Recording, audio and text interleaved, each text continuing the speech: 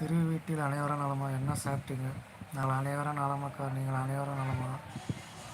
போஸ் போட்டு பருப்பு போட்டு கூட்டு வச்சாங்கக்கா. கொஞ்சம் வேலை இருக்குது. பாய் திரு. ஓகேக்கா, ரொம்ப மகிழ்ச்சி. லைவ் வந்தது. பாய் அக்கா.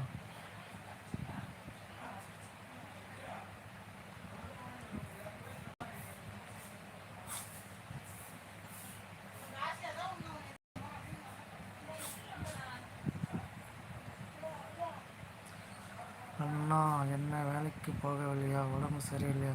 ஆமாம் சகோதரி, பேக் பெயின், முதுகுவலி.